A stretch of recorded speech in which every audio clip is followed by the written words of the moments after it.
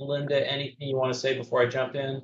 Yep, actually, I do. I Right. have a few slides that we're going to run through. So I will just welcome everyone to this second focus group session. If you're joining us again for the second time, we appreciate your coming back to share additional insights. My name is Linda Wyant. I am a healthcare senior manager here with Myers and Stauffer. And we are a national accounting and compliance firm supporting government-sponsored healthcare programs. And I am joined by my colleague, Bobby Courtney, who's a principal with Myers and Stauffer, and will be helping facilitate this today's discussion. And as a reminder, we are recording the sessions to ensure we capture the feedback correctly. If you want to speak and are uncomfortable with having a specific comment recorded, please let us know and we can temporarily stop the recording. I also wanted to make a couple of other introductions. So joining us from the Prescription Drug Affordability Board is Shelley Bailey, who is our board chair. And from the PDAB staff, we have Ralph McGrish, who's the executive director. And then finally, I wanted to introduce Jane Horvath of Horvath Health Policy, who is also supporting the board with their work. So a few logistics as we get started.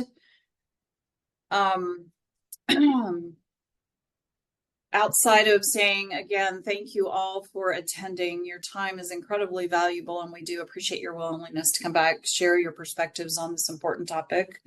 I'm going to do a quick refresher of the UPL slides that we did at the first meeting, partly because it has been a week, and I'm sure it's been a busy week for all of you. And in case we have anybody who was not on the original meeting, they can see at least the basics of the slides that were shared originally. It looks like a couple, Linda, who were not on the original call. So okay, great.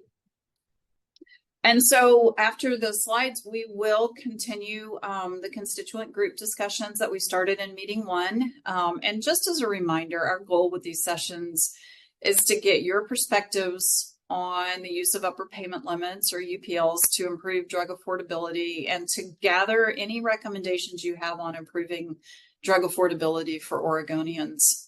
So these sessions will inform the board's work on developing a plan for establishing UPLs as they are required to do under Senate Bill 192. And just as a reminder, at this time, the board is not setting a UPL, but rather is gathering information to include in a report to the legislature regarding potential approaches to a UPL. And our goal today is to capture any questions, concerns, feedbacks that you have as we prepare our reports for the board. And so some logistics, just as we get into the sessions, we ask that you introduce yourselves, let us know where you're from so that we can accurately capture your feedback in our notes. And then, of course, we ask if you would stay on mute when you are not speaking. We do have a fairly large group today, so if you would please use the raise hand feature on Zoom. That way we can recognize those who want to make a comment or have something to say, and that way we can make sure everybody gets an opportunity to speak and we don't miss anyone. After our presentation and during the conversations, we're not able to answer specific questions related to methodology or affordability evaluations, but we can provide a mechanism for you to submit information or requests or comments directly to the PDAB for consideration. We have a slide that speaks to that, and I will also pop that into the chat when we get to that point. So, started with the refresher. Again, for purposes of level setting, since this presentation is being given to multiple constituent groups with different roles in healthcare, this slide is just intended to illustrate the basic process for retail and health system physician-administered drugs and their associated system of payments, rebates, and product flows. And in this diagram, we're describing a situation in which the UPL or upper payment limit is implemented at the top of the supply chain flow. All right. And we also offered this perspective as a little different way of looking at this concept. So this is a conceptual representation of a potential UPL model. And this is adapted from work conducted by Jane Horvath. And so specifically, this is intended to illustrate the progression of the UPL through various parts of the pharmaceutical supply chain. And as a reminder, the concept sits between the manufacturer and the wholesaler. And so, of course, currently the supply chain is oriented primarily around a wholesale acquisition cost, or WAC, AWP, MAC, FUL, or other similar metric. And in their 2022 report to the Oregon legislature, the board describes this concept for a UPL in Oregon, including that it establishes a maximum amount that can be paid for a prescription drug, and a concept that is likened to federal upper limits, a NADAC or a MAC, such as those prices that are currently established and used in prescription drug reimbursement today. And so the proposed model would be for the UPL to replace these metrics for all supply chain transactions along the continuum for a drug product that's being dispensed or administered in the state when a UPL exists for a particular drug.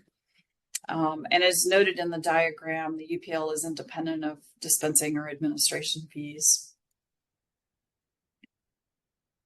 All right, so with that, we will wrap up the slides and move on to the actual discussions. And as a reminder, just please remain on mute unless you're commenting, and state your name and organization for us. Written feedback can also be provided, as I mentioned, as indicated on the slides. And as I said, I will pop that into the chat as well so that you can hopefully copy and paste it out if you need to. If you haven't submitted your response to the survey, we have left it open for a few more days. We would like to get that back by the 31st. So we've got a couple more days if you have not responded to the survey and wish to. All right, so Bobby, I will turn it over to you now to recap and move through the discussion. That sounds good. Thanks, Linda. Before we jump in, well, just to echo what Linda said, I want to thank everybody for their participation during the last meeting and then for attending today. I noticed there are several folks who were able to attend both calls, and wanted to check before we kind of dive into the topics that we weren't able to cover during our last call, and just quickly ask if folks had any additional thoughts in between our last meeting and today on the specific topic we discussed. If you recall, we spent the majority of our last meeting discussing the impact of affordability more generally, really with the intention of kind of level setting on the concept or on the topic. So, as an example, we discussed what affordability kind of means to your entity specifically, the general impact of drug affordability on your organizations, et cetera.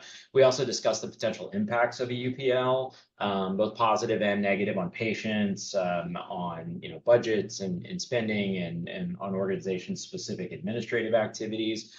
So again, before we kind of move on to the topics that we had to address on the agenda to address today, just want to see if there's anything that folks wanted to add to our conversation from last week, now that you've had a chance to kind of think through some of what we had wanted to discuss.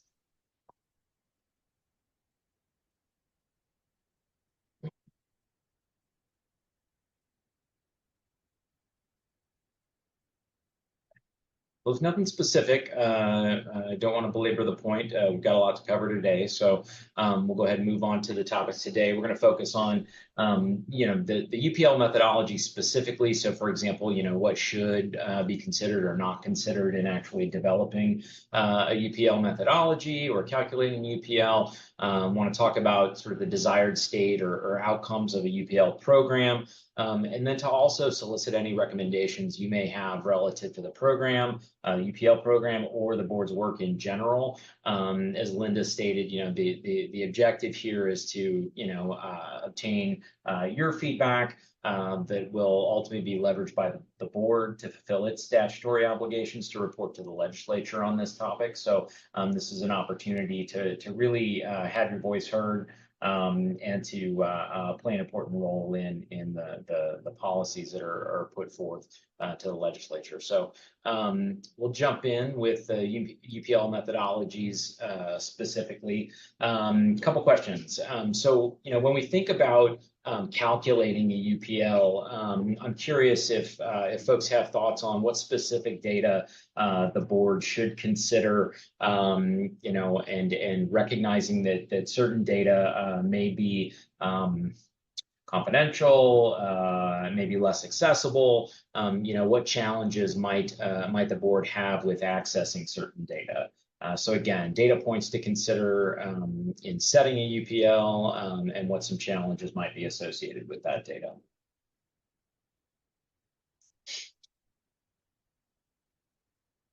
Some examples might be, existing pricing benchmarks. Maybe there's certain manufacturer-specific data. Inflation factors, IRA Inflation Reduction Act pricing for Medicare Part D negotiated drugs. Could be really anything. Just would really love to hear your thoughts on what you think would be most impactful.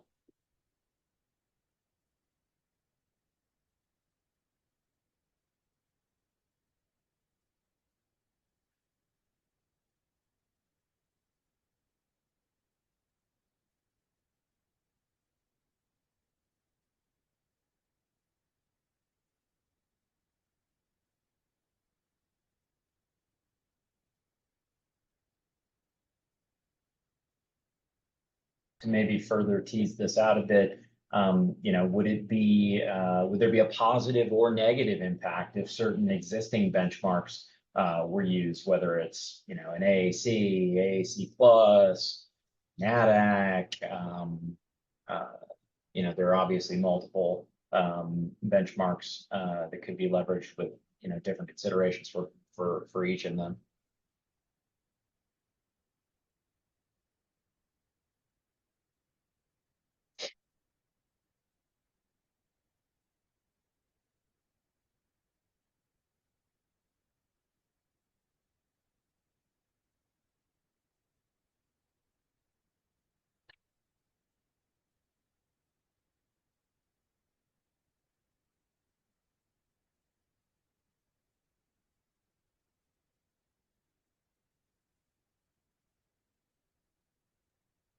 Bobby, I guess I'll just jump in and mention to everyone today that, carriers were certainly, identified in statute as an important stakeholder group that we wanted to hear from, when we're working through this study. So I really just encourage everyone here today to, help provide us with any sort of guidance related to anything that might be unintended or that might come out of things that we aren't, currently looking from that specific lens of, because we really do want to hear this direct feedback so that we can, feel that the work product that we put forth as a board is really taking into consideration as many perspectives as possible. So I know sometimes it's hard for something new, but even just brainstorming ways that it could impact your ecosystem is really valuable to us, as we really are trying to make sure that we're proactive related to anticipating any potential challenges as opposed to later being reactive. So really, really welcome your feedback to help us through this process. Thanks, Shelly. In terms of the question I posed in terms of particular data or particular benchmarks, to think about it another way or a little differently, are there particular benchmarks that would positively or negatively impact how you structure premiums for members?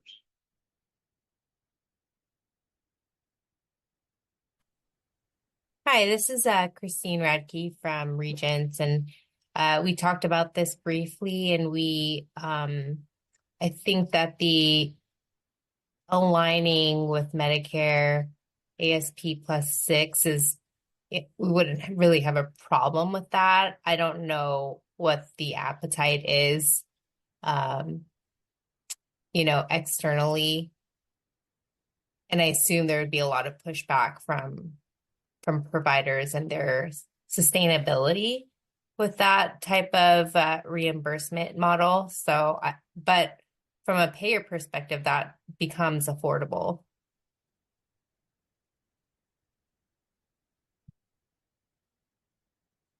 Thank you for that.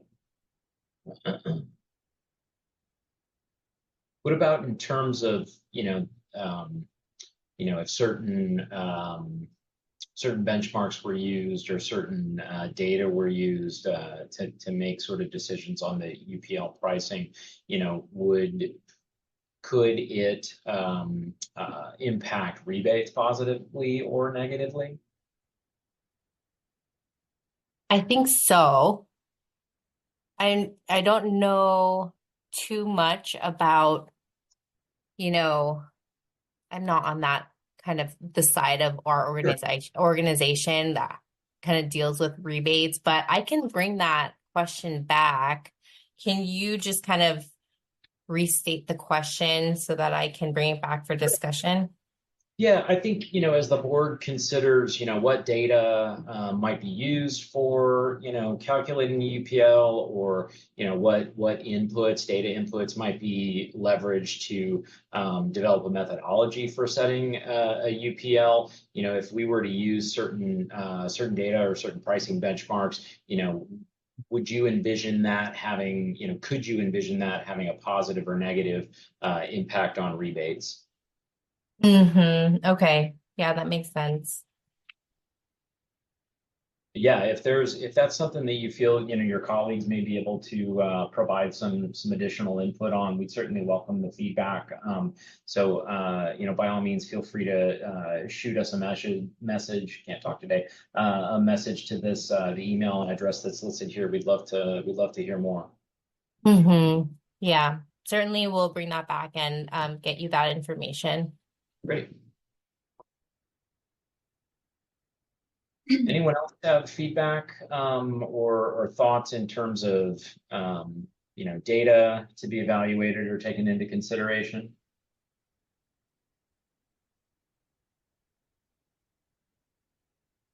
Similarly, access or challenges with accessing certain data,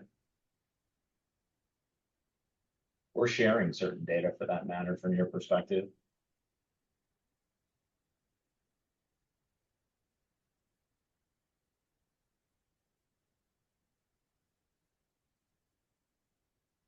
Okay. Sort of similar note, but thinking about the methodology still, as we've looked at other states that have similar boards in place, several have, requirements for reporting savings that can be attributed to the UPL. So, savings, may be connected to premiums or reduced member cost sharing, or savings generally for prescription drugs. I'm curious with this group in particular, how might you propose that certain cost savings be demonstrated or illustrated, either publicly or to the legislature? How might the board consider kind of demonstrating those cost savings flowing through the system to different stakeholders? Any thoughts on that?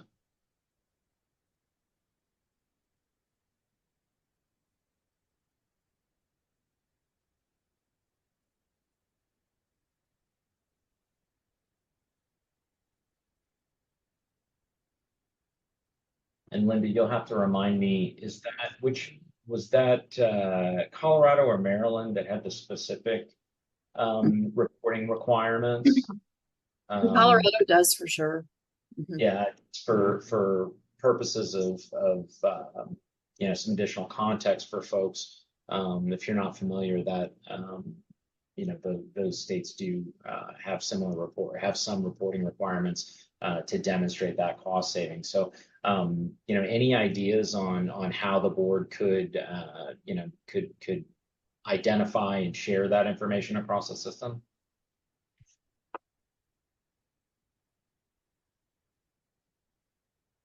Are there existing reporting mechanisms that you use to, sort of demonstrate, savings for, initiatives related to, management of the prescription benefit?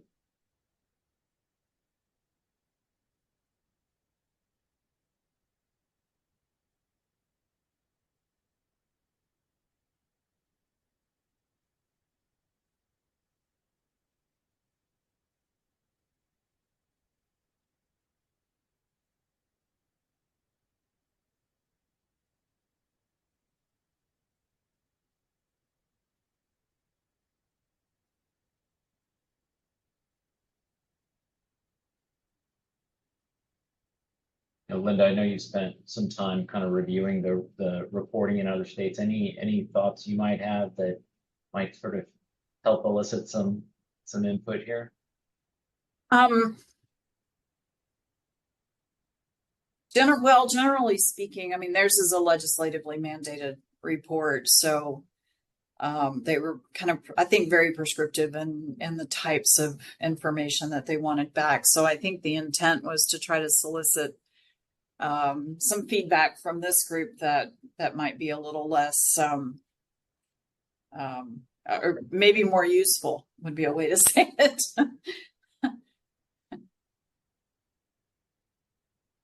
Linda, this is Ralph. If I can, let's just play a game of what if. What if there were hospital systems, and I think this is not a surprise conversation to anyone, but of course there are 340B hospital systems who are acquiring at 340B prices and charging carriers market rate. Let's say in a what if game, if hospitals were only able to build 340B acquisition cost. Again, this is a game of what if. You carriers would realize significant savings in your drug spend. In this what if scenario, how would you propose demonstrating to the state that your net spend is going down and that by default, one might expect that either premiums or cost would go down? So if we could have that as just a hypothetical starting conversation, would love to get some thoughts from one of the carrier folks in this hypothetical game of what if.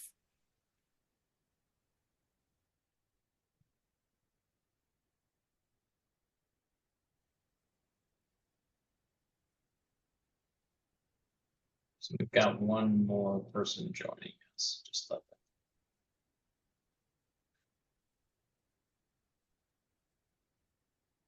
And I'll remind folks too, we are recording, but obviously we can push pause if you'd rather have your comments off the recording.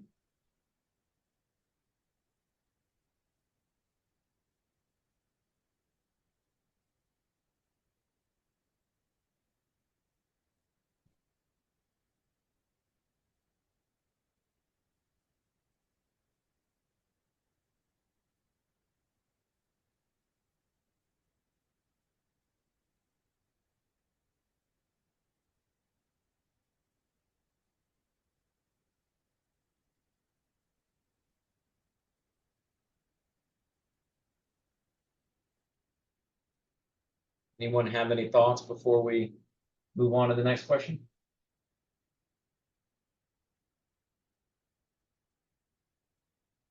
Again, just to reiterate, this is, really just intended to get individuals' perspective to, across these stakeholder groups to be able to kind of inform the board's reporting to the legislature. So an opportunity to really, have your voice heard. Thinking about, I guess, Ralph noted 340B, the free 340B program. Are there specific considerations from your perspective in terms of the, setting a UPL rate, setting a UPL or implementing a UPL methodology? Any specific considerations for 340B covered entities? So, there's obviously a great deal of concern, by covered entities about, particular limitations being posed on contract pharmacies, or loss of revenue due to, WAC decrease, similar to what Linda had talked about in the prior meeting, a loss of revenue associated with, decreases in WAC, caused by the AMP cap removal. Given concerns, similar concerns, do you have any thoughts on, reimbursing covered entities at a different rate? Maybe a UPL plus a particular percentage or some other approach, and would that mitigate any concerns?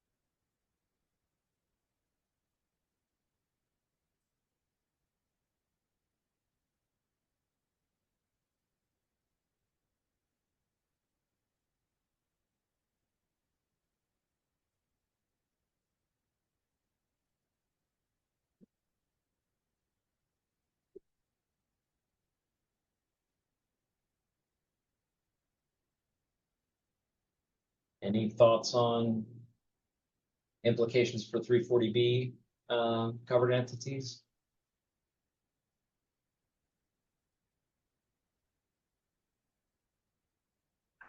Sort of been thinking about the interplay with the different entities in the supply chain in the system.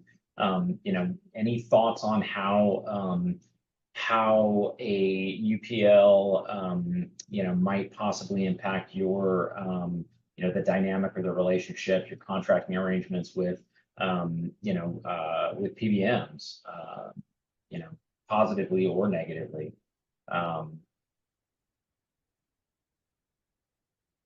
Certain challenges associated with a UPL that would directly impact that.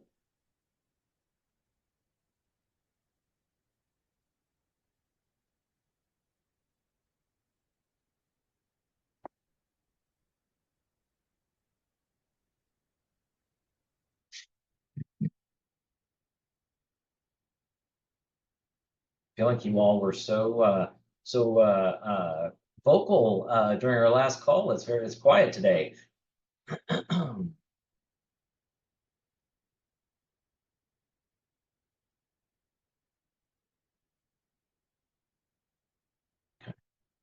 I guess the last question in terms of the UPL methodology specifically, some of the survey responses that we received, and I would encourage you, if you haven't had an opportunity to complete that, we'd love to get your feedback. But some of the survey responses indicated that medical necessity is something that should really be considered or evaluated, to determine, the UPL or if there should be UPL eligible, if a drug should be UPL eligible. Is that something that, is important to this group? And if so, any thoughts on how the board might consider that? What mechanism might they use or should they use to sort of evaluate medical necessity?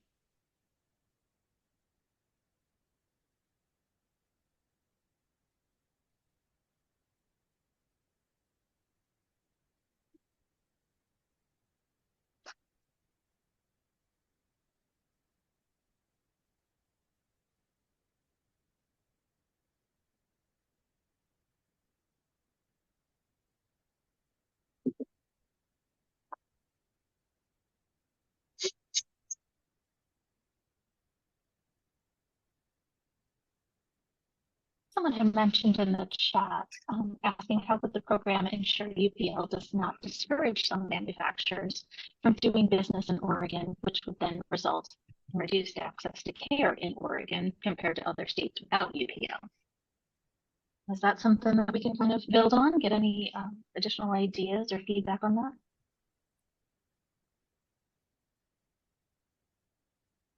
And can you state that a little bit louder, Allison? I'm unable to kind of through the chat. Yeah, I'm not seeing it in the chat. Can you pop it maybe into the chat for us? Okay. Yeah, let me send it to you. It was a direct message just to me. I got it. Okay. Post. By all means. So again, yeah, and if this was your question, feel free to speak up. Someone had asked, how would the program ensure the UPL does not discourage some manufacturers from doing business in Oregon, which would then result in reduced access to care in Oregon compared to other states without a UPL?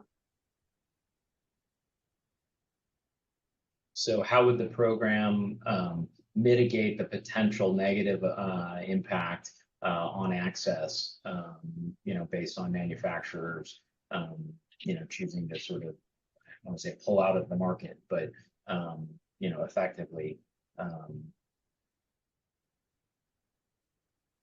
Yes, that's precisely the question. I asked the question. I think from our perspective, that's what we're really looking for the group to share with us thoughts around how we might mitigate that, or how the board might propose mitigating that, either by the methodology specifically or other actions that the board could take. I think that the board would certainly want to structure this in a way that would not have an unintended negative impact on access. So, I mean, I think we're really interested in hearing from you all. Obviously that's a concern. Your thoughts or recommendations on how to mitigate that.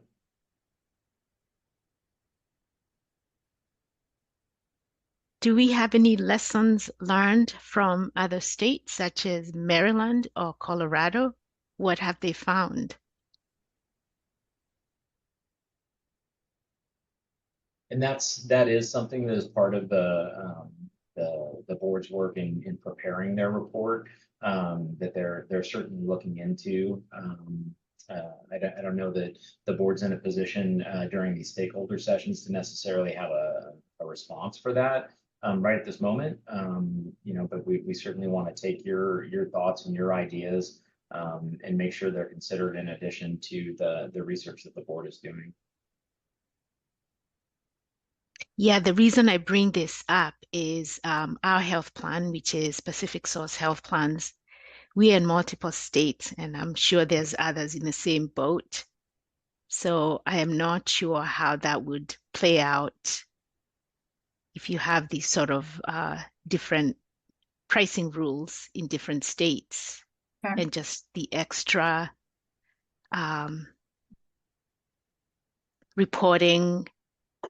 other reporting issues that will come about as a result of, just the change in one process versus multiple states.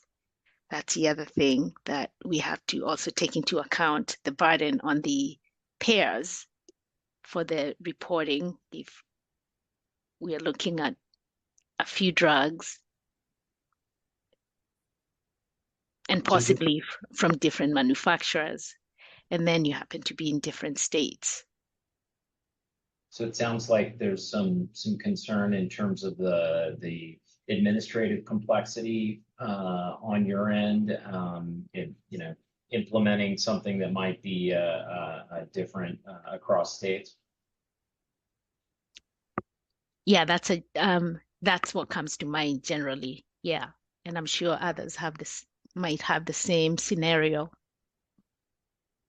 Yeah, same with regents. Is it a general concern just of administrative complexity, knowing that states often, you often have different reporting or regulatory requirements state to state? Is it more, is it a state specific concern, or is it a concern that you might have multiple states with a UPL model and maybe they have different approaches or different requirements?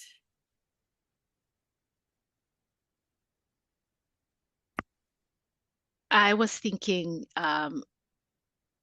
having multiple states and having one of those states having UPL requirements, that's a concern right now. Like, we might have processes in place where you have a workflow that's smooth for all the states, but now that we're going to have the UPL, then that means that we'd have to have a different work plan around that. And I can let other pairs also chime in.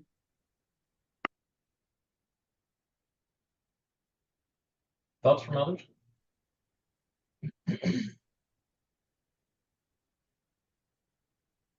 I think also, as a payer providing benefits to members across state lines, the payers based in Oregon, but you might have a member who lives in a different state because their employer is a large employer employing in different states. So how does that work?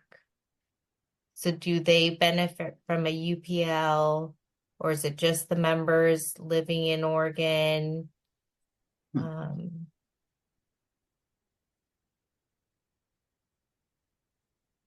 I think those are some questions that probably need to be thought through.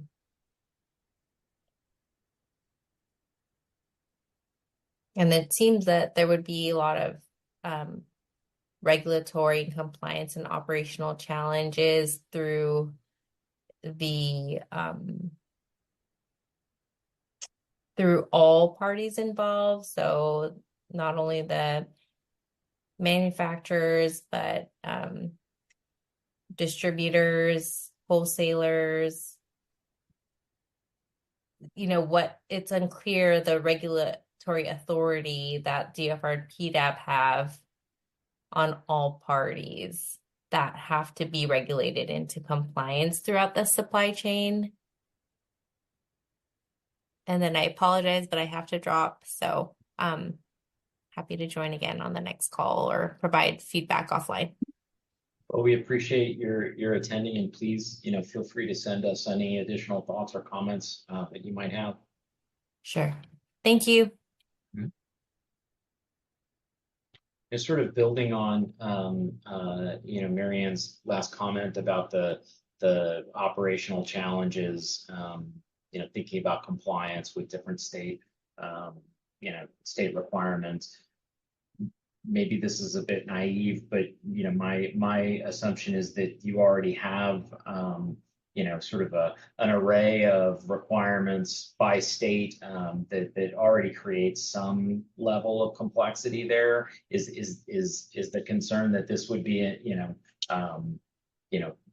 significantly greater than that? Is it just that you're sort of would be required to sort of go back to those kind of project plans, operations, and make the updates there? Is it something bigger than I'm sort of envisioning?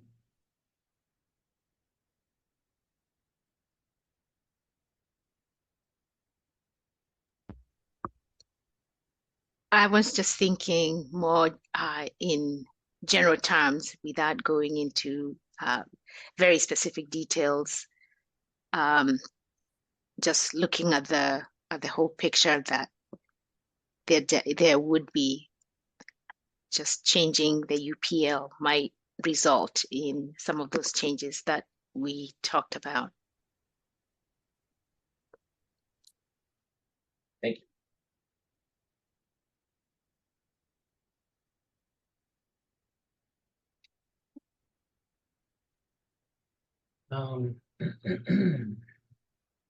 Just apologize, just looking at my notes here.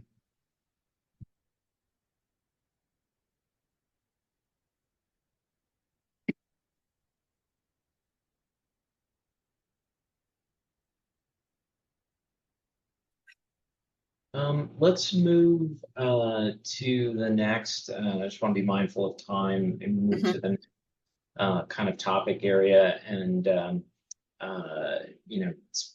thinking about sort of the desired state of affordability. And I'd like to ask the group, sort of what outcomes from this process, or from a UPL methodology, or setting a UPL would be needed for you to consider sort of this successful, right? To consider the board's work successful. What would be an ideal what would be an ideal sort of drug affordability or UPL program? What might that look like from your perspective?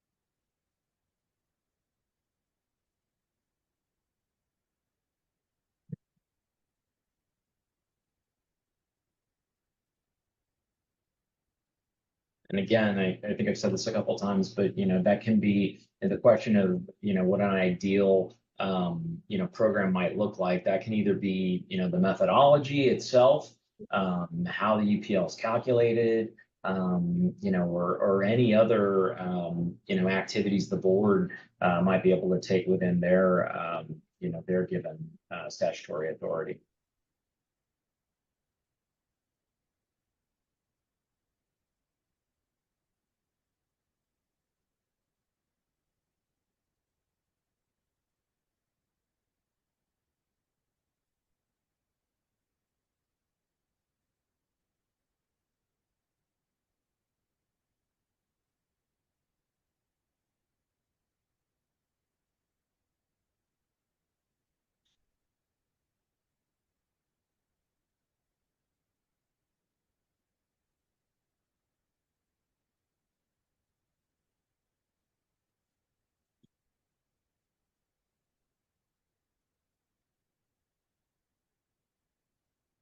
thoughts on desired state?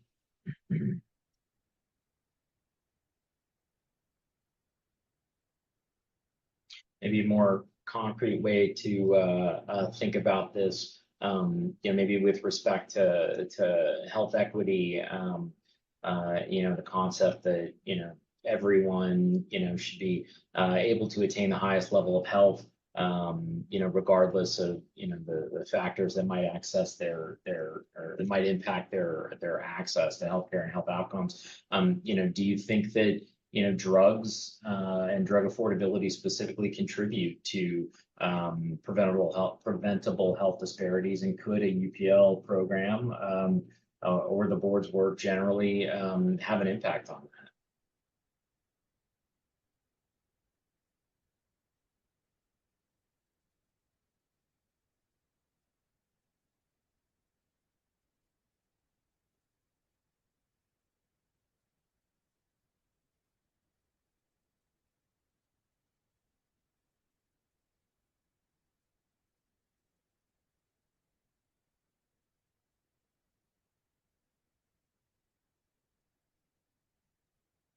Would it be worthwhile to look at clinical management programs to improve access and affordability, or PA or formulary management, to really sort of address or impact equity and social determinants of health and whatnot?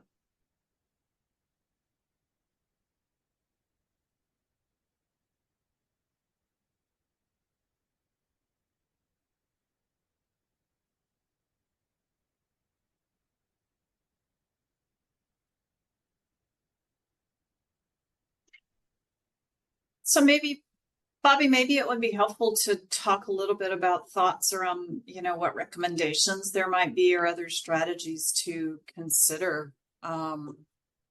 Certainly a lot going on in prescription drug world and healthcare world these days, right?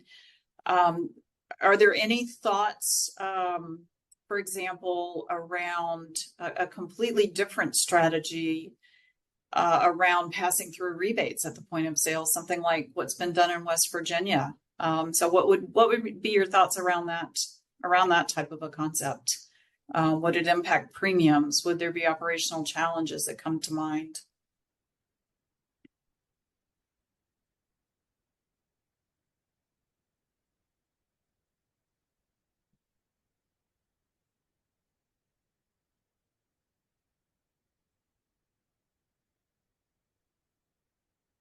Or, for example, what about what is going on with Medicare at this point in time? If you may or may not be involved directly with Medicare plans, I suspect most of you probably are. What is the impact of, or the potential impact around Medicare drug price negotiations? Is that something you've looked at, considered? Does it have any implications in this particular arena, or are there any lessons from that process that should be considered?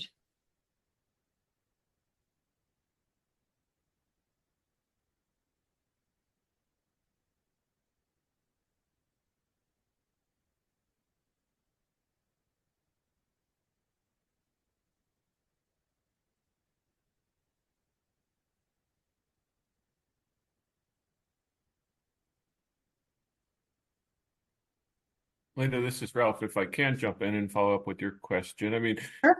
Conversationally, folks, if there's a drug that's $1,000 drug and there's a $400 rebate on it, and it turns out that, there needs to be a mechanism for a member at point of sale to, be credited back that $400, the question becomes, what is the impact on premiums in a situation like that?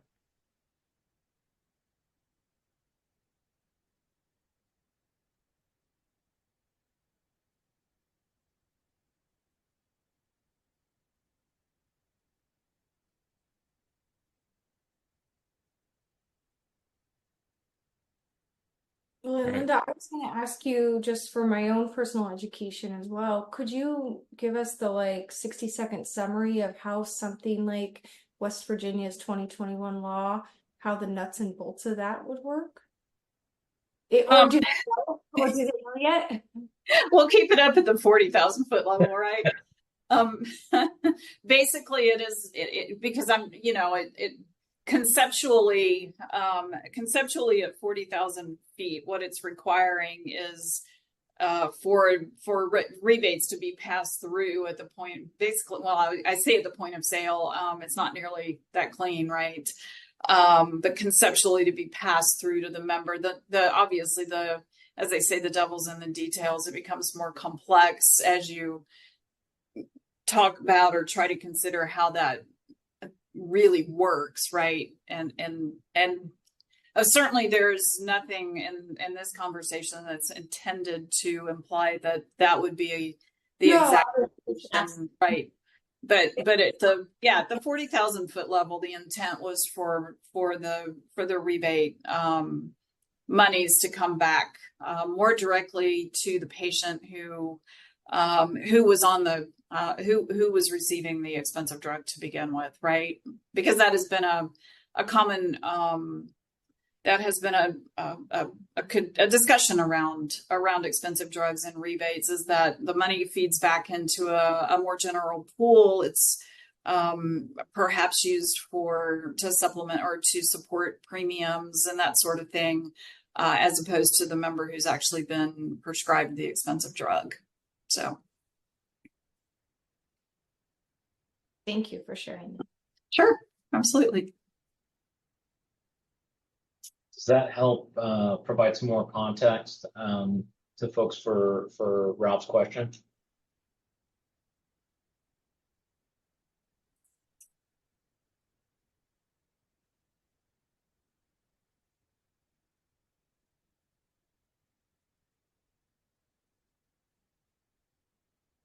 Well, I want to be mindful of everyone's time. We've asked quite a few questions and suggested that we really want to look for your thoughts on, or solicit your thoughts on other strategies that the board should consider in addition to a UPL. So certainly want to hear that. And then I've got a couple follow-up questions. If we could kind of move back before we wrap up to kind of the methodology itself. So, before we do that though, in thinking about, just the board, in general addressing affordability or looking to address affordability of drugs, are there other recommendations set aside the discussion of the UPL that this group has that the board should be considering?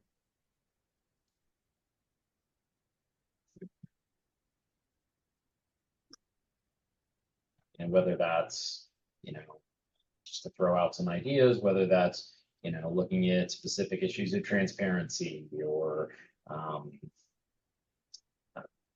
establishing or looking to encourage certain reporting, could be anything.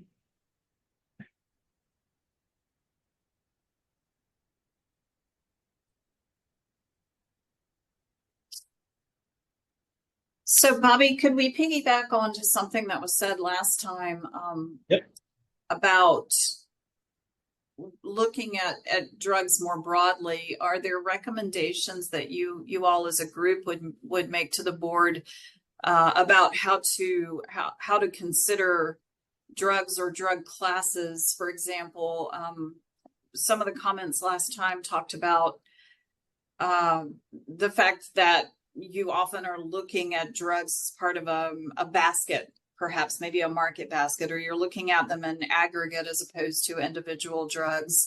And additionally, that looking at individual drugs might result in an impact where this particular drug in this class has a UPL, and this particular drug, which may also be somewhat expensive or not, does not have a UPL. Are there suggestions about how the board might think about looking at drugs differently or considering market baskets, for lack of a better word at this point in time, differently. Do you have recommendations you would make to the board about that?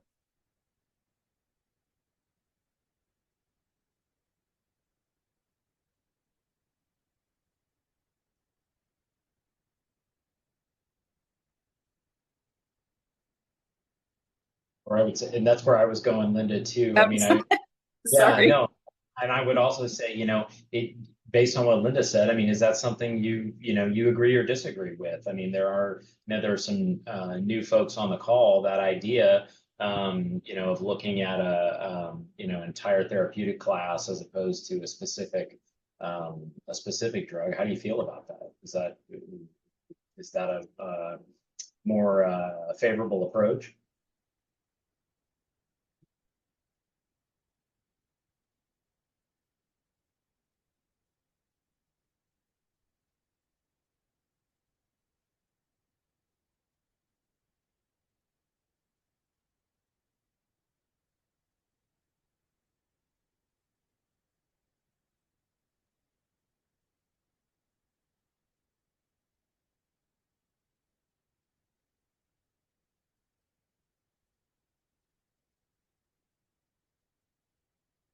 Not. I know we're right about the last 5 minutes here, so really just want to, before we kind of wrap up the discussion, really just kind of provide an open, forum or an open opportunity here for, any comments or feedback, about topics we've discussed, topics we haven't discussed, things that you would have expected us to ask about, or really hoped we would ask about or discuss. Any, they could be challenges, concerns, recommendations.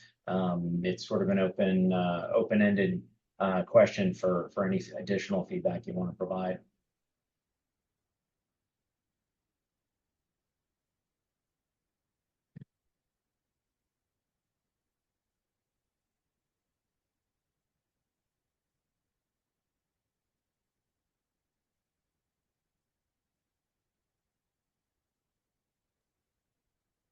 I guess, Bobby, I would just really like to add that for people who may be on the call today that don't prefer to, kind of speak on Zoom, or that have colleagues that were unable to attend, I guess I would just really like to emphasize that, providing even the written feedback is exceptionally helpful to us. Nothing matters more to a legislator than hearing from constituents. And so, our role of the board is to listen to, all the feedback that we can, to really try to provide the best recommendation, based on all the constituent feedback. So I would just really encourage everyone to share information related to providing this written feedback to us, so that all of this and all voices can be incorporated into the final report. So that's my personal plea to everyone here today, and that they could communicate that with their peers as well. Appreciate it, Shelley. And there are two mechanisms up on the slide deck for you to submit that feedback. The email address, come directly to us, and we'll incorporate that into sort of our, the information that we've compiled from all of these meetings. And then the link at the bottom to the board's website. That's a more general public comment process that'll allow you to submit directly to the board itself. So a couple different avenues, and as Shelley said, we encourage you to share those with your colleagues if they're able to provide input as well. So. Well, and Bobby, I guess I'll just also reinforce, we have a legislative mandate to provide this type of work product to the legislature. And again, if we're trying to listen and learn, we really have to hear the voices to be able to incorporate that.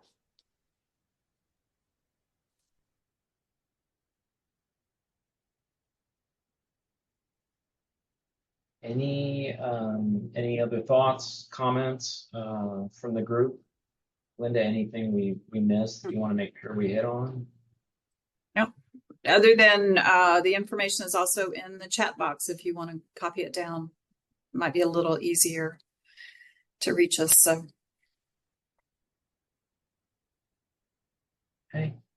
All right, well, thank everyone for their time during the last call and this call. Encourage you to submit feedback, and hope you all have a wonderful rest of your day. Thank you. Thanks. Thanks, everybody.